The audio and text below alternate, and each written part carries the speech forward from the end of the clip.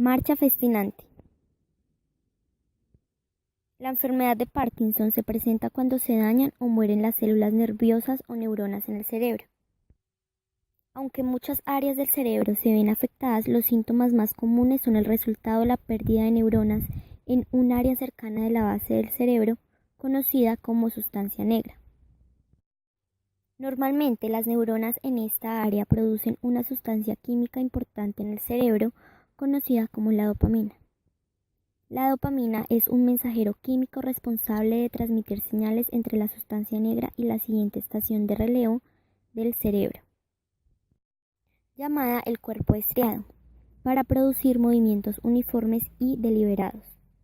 La pérdida de dopamina produce patrones anormales de activaciones nerviosas dentro del cerebro que causan deterioro de movimiento.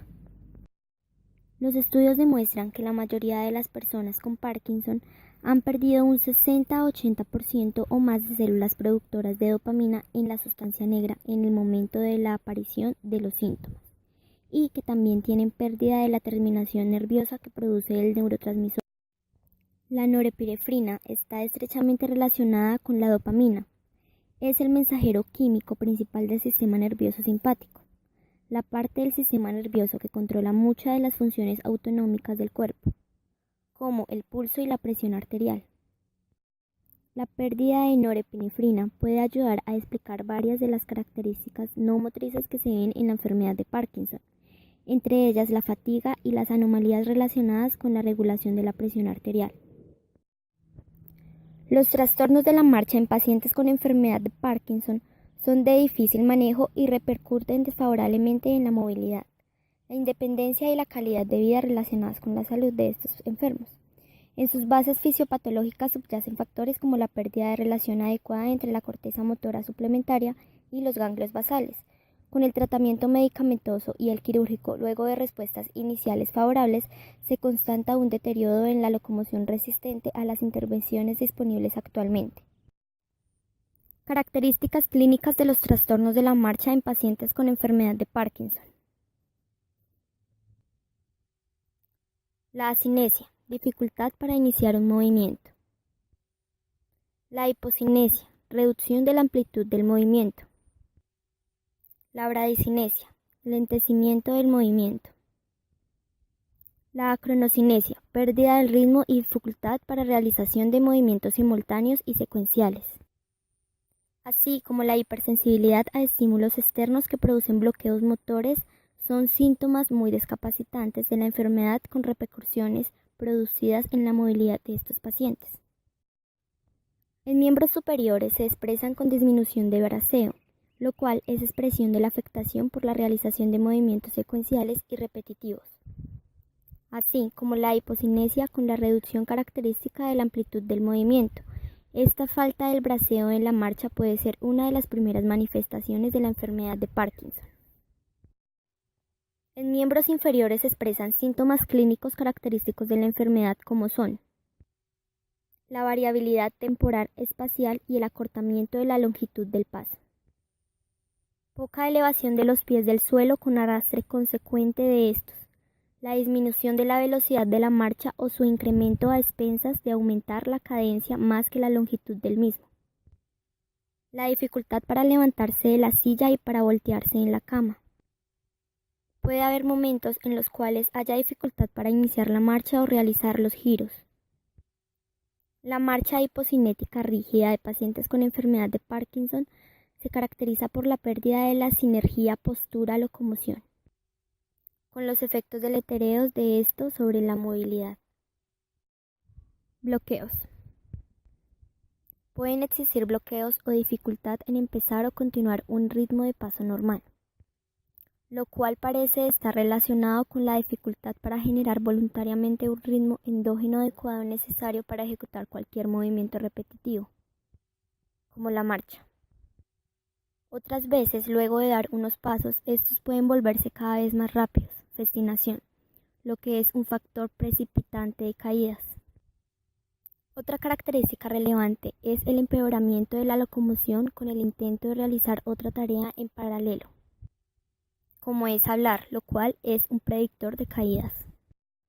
Otro de los trastornos que afecta especialmente la marcha es el fenómeno de congelación, el cual se refiere a periodos transitorios en los cuales la actividad voluntaria que se está realizando es interrumpida, y que algunos autores consideran que debe considerarse independientes de la cinesia.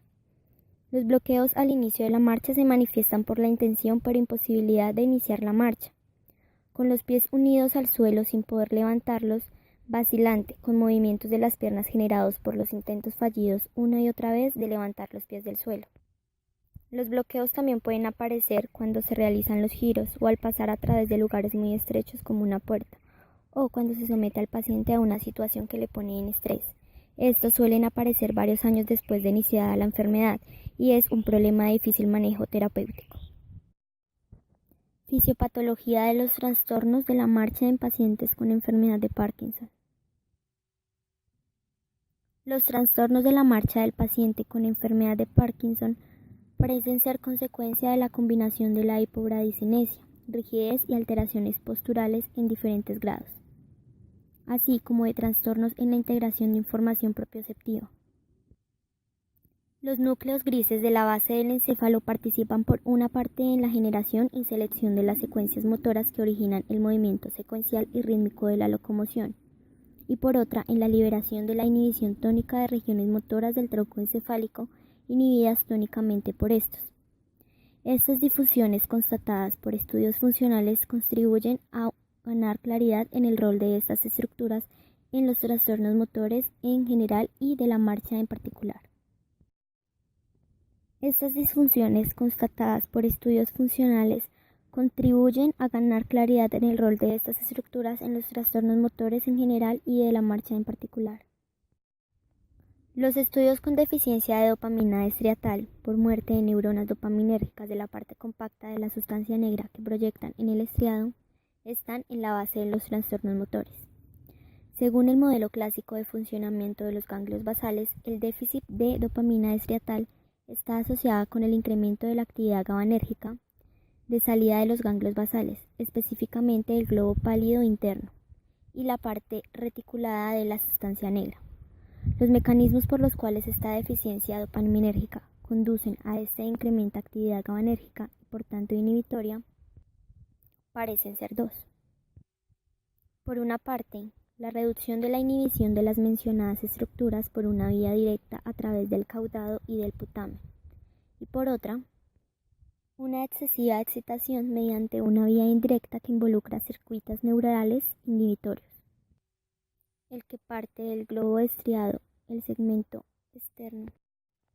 El que parte del estriado al segmento externo del globo pálido y el segundo que parte del extremo del glóbulo pálido al núcleo subtalámico.